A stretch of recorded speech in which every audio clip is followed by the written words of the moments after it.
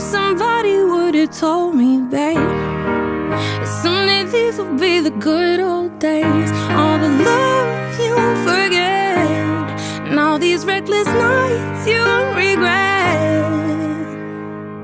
Someday soon your whole life's gonna change. You'll miss the magic of these good. Hello everybody, I am Dax Knight, aka Dirty Daxxy, coming to you with the inaugural edition of the Dirty Old Days, which is a vlog that is going to kind of follow me around as I take the next journey in my life and my career. I just moved from a small town in Ohio. It's called Miamisburg. It's about 15-20 minutes away from Dayton, about 30-45 minutes away from Cincinnati, if those are towns that you've heard of. I drove 12 hours to New Jersey to go train at the Monster Factory. Now, as you follow me in this vlog, I do feel like there are some important things that you need to know here at the beginning. And that's just a little bit about myself and my background, who I am, where I came from. So, I was born on May 24th in 1997. By the time I was 3 years old, my dad got locked up. He got sent to prison. And by the time I was 4 years old, just a year later, my mom went to prison also. Now, in this time when my dad got locked up, my mom found out that she was pregnant. So my dad gets locked up. My mom finds out that she is pregnant. And then my mom gets locked up. Well, a few weeks before my mom got locked up, she had my brother. Now, my brother was premature due to circumstances.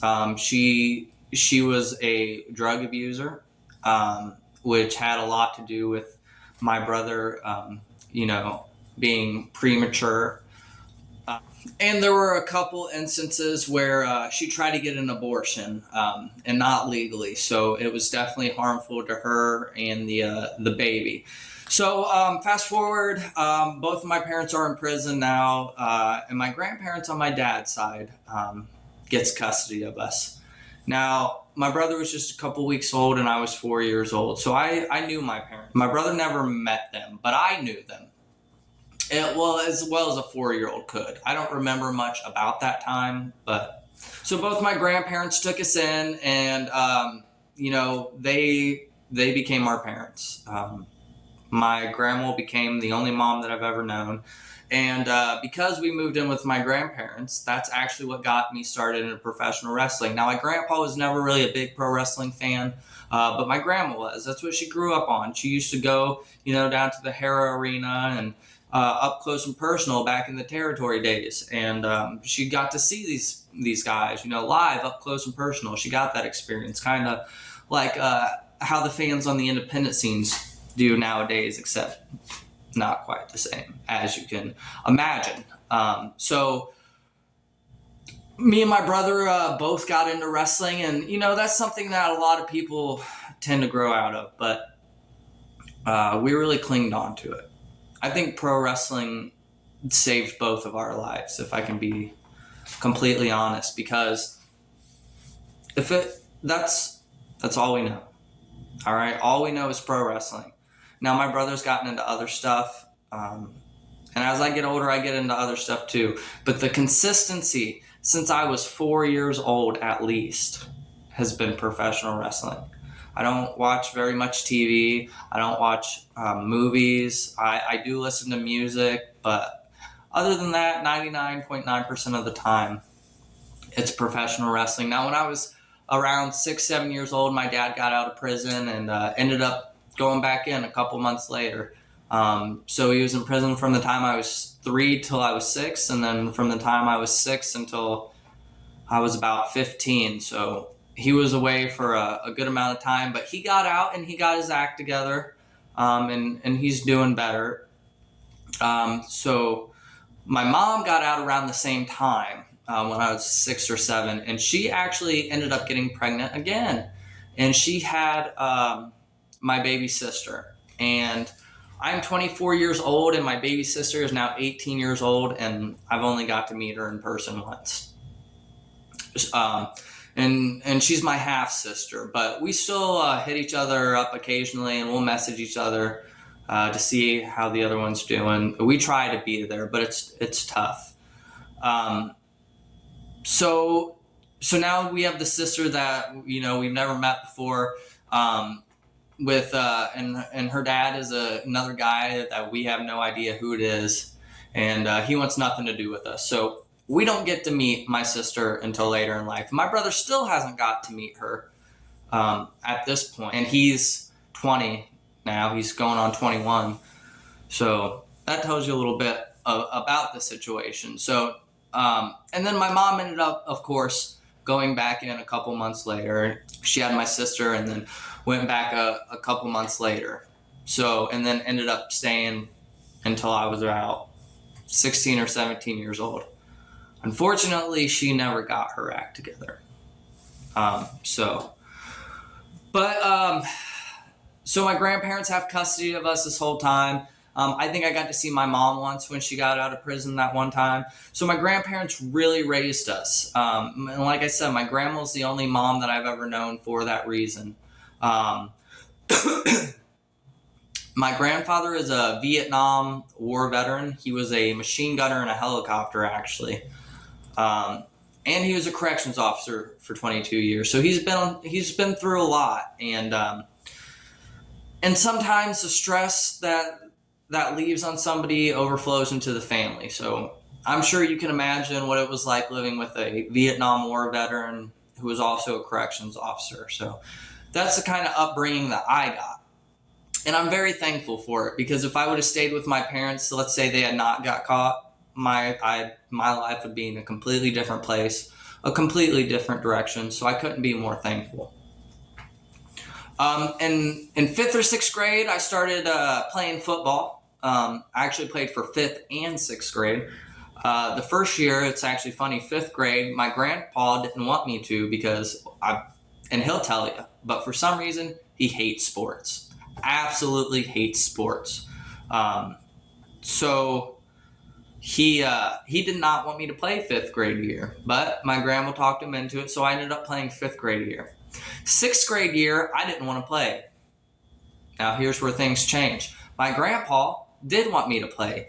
He told me that it was going to make me a man, so he made me play. So I played my 6th grade year, and he's probably right, because that's some of the best shape that I've been in my entire life. So I only played football for 5th and 6th grade. I actually started professional wrestling training when I was 12 years old. I shouldn't have, and I shouldn't have been training under the person that I did. That training didn't last very long, though. I took about 1.5 years off and started training again when I was 14. And then started wrestling professionally on shows consistently since I was 14 years old, and now I'm 24. So professional wrestling has been a big part of my life. It's been my sport, my passion, my love since I was a kid, but it's been the career that I've been getting into since I was literally a freshman in high school. You know, a lot of times in high school, you have these people that are playing baseball, basketball. They're getting ready to take the next step in their career as they go to college, and then from college, hopefully they can, get into the NFL or the NBA or whatever it might be. But for me, at 14 years, I was already traveling and wrestling on professional wrestling shows. Ohio, Indiana, and Michigan. Those were my 3 main states when I was underage. So while that was happening within my first 2 years, I met my first love. And of course, first love. The relationship was only 5 months long, but it was the longest relationship I'd ever been in at that point. And there were special moments that we shared together that we had never shared with anybody else. So that's a big part of it. And so she ended up breaking up with me, and I was absolutely crushed. We were only together for 5 months, but I've always said it took me 2 years to get over her. So after that, I started talking to this girl on Instagram. Now, this is really important. Pay attention to this, because this is going to come back later, not in this episode, but in a few episodes down the line. So I met this girl, and it was actually on Instagram, and her name was Sarah. And it's the only long distance relationship I've ever been a part of. We would video chat, we would Snapchat. At the time, we would Kik, KIK, the app, and we would talk all the time. And we got really close, but unfortunately, I lived in Ohio, and she lived in New York. So it was never a possibility. It just didn't seem feasible to us that we were actually ever going to get to meet each other, which is unfortunate because, I've always thought she's absolutely beautiful. She's an amazing artist, and she has a really good personality. So from time to time, we still check up on each other. She is married, but we have a special place for each other in our hearts. I feel like, at least I do for her, and she messages back and reaches out to me every once in a while. So I do feel like it's reciprocated. So hopefully the plan is, I have known her probably now for 8 years. Known her for 8 years. Been talking to her, getting to know her. But I still never met her in 8 years. So now I'm in New Jersey, and instead of being, 16 hours away from her, I'm only 5 hours away from her now. So that is probably going to be an episode on this vlog, and it's going to be a very happy moment in my life, and I'm very thankful for this opportunity. Not everybody gets this opportunity. I'm getting to train with the most world-renowned professional wrestling school in the world, the Monster Factory. My grandma is now in stage 4 kidney failure. She has COPD, and she's a diabetic. She's been the only one in my family besides my brother that has ever been supportive of my professional wrestling career. She's currently in the hospital now as I record this. And it was hard leaving. It was very hard leaving. But I wanted her to see me do something in professional wrestling. I wanted her to see that after 10 years and all the work that she put in, that it wasn't all for nothing. So as we continue to talk about the special people in my life, I ended up graduating high school back in 2015. I got my high school diploma. Things were great. I didn't go to college, just kind of stayed local on the independent wrestling scene, and then, bounced from job to job, your Wendy's, Taco Bell, you name it. And then there was this girl named Kelly. And I actually met Kelly my sophomore year of high school. And she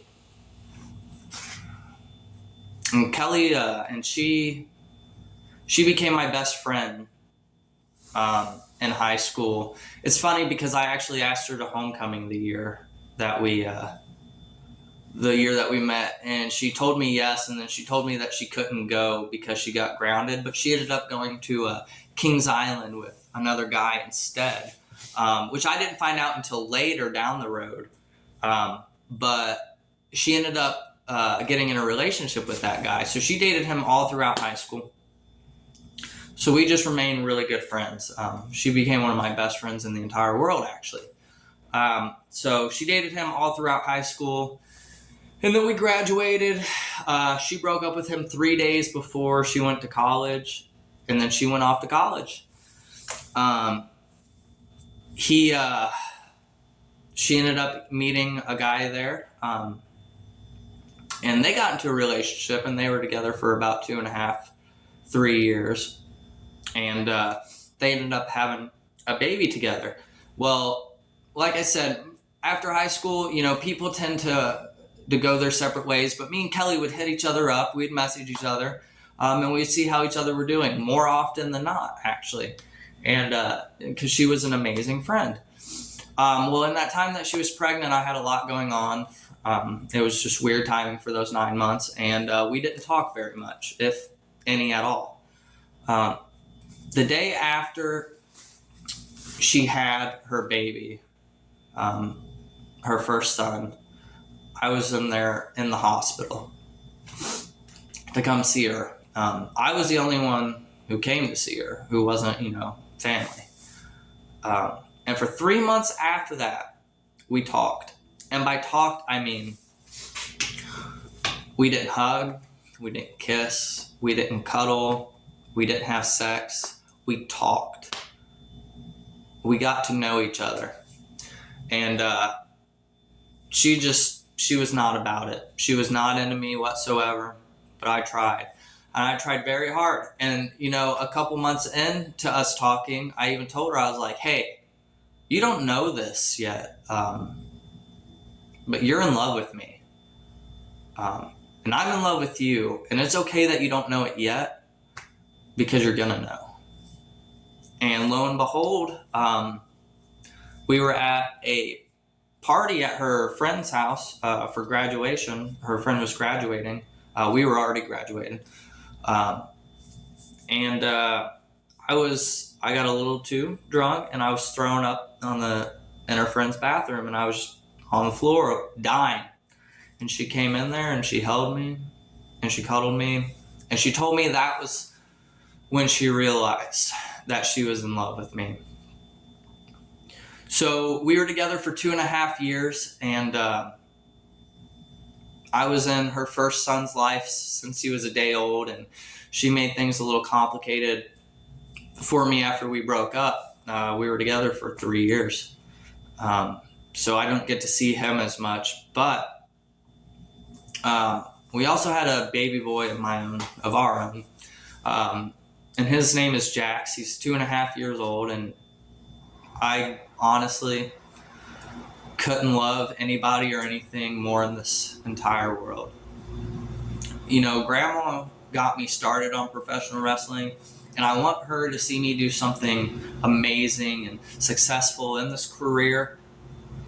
But Jax is what keeps me motivated. Jax is what keeps me going. You see, after 10 years, I'm only 24 years old, but after 10 years in this business, it takes a huge toll on me. And I don't want 10 years to be for nothing. I don't want my son to think that I'm a quitter. I don't want my son to think that I'm a loser. I want my son to know that I am successful and he can be successful. And I want to set him up for the rest of his life. He is absolutely everything that makes me smile in this world. He is everything that I could have ever asked for. I love him more than anything or any words could ever describe. He is my best friend, my boy, and I wish he was up here with me right now for these 12 weeks, because damn, man, I'm really missing him. I would do anything to, cuddle him right now or hear him say, Dad, I want to watch Go Dog Go. So enough of this happy stuff. I am currently in New Jersey now. I'm a couple days late on this vlog, but we're gonna get out here and we're gonna go see some stuff today. I was actually thinking maybe the beach, so let's let's head on over to Atlantic City.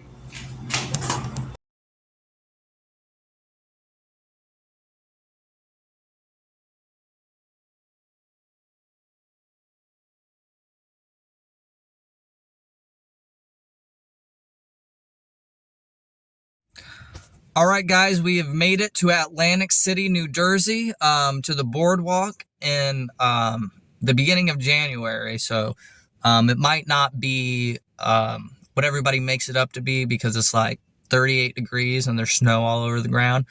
But we're going to get out here and we're going to see what there's to do around here. It kind of looks like a rough part of town, honestly.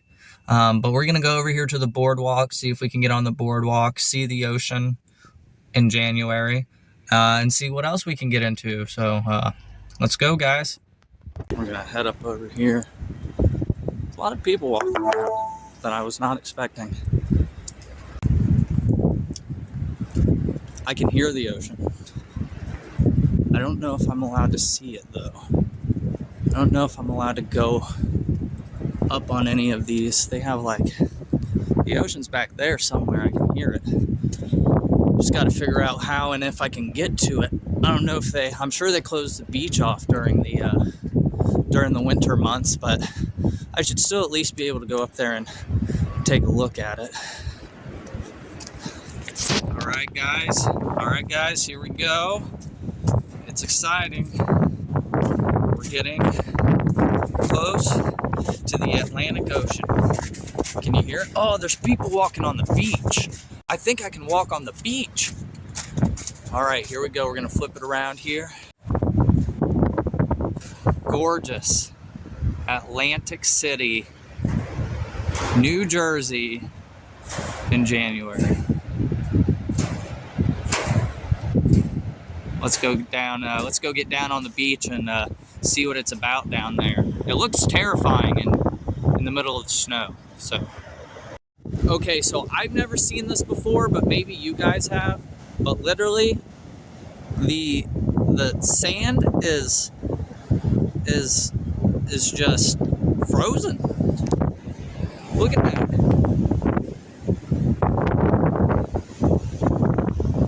There's no footprints in it whatsoever from me walking. I think that is freaking crazy. That's just how cold it is here.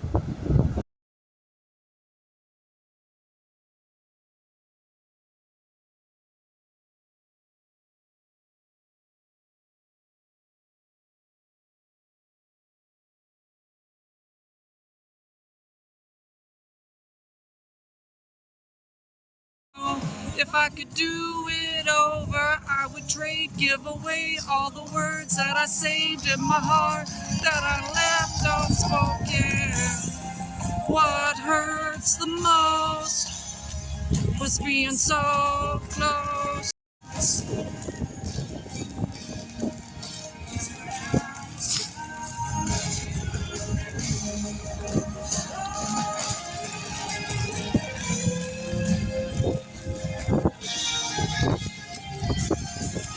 All right, you ready for this? I lost my bikini at Chelsea Beach Bar. I wish somebody would have told me, babe, someday these will be the good old days. All the love you won't forget, and all these reckless nights you won't regret. Someday soon your whole life's gonna change.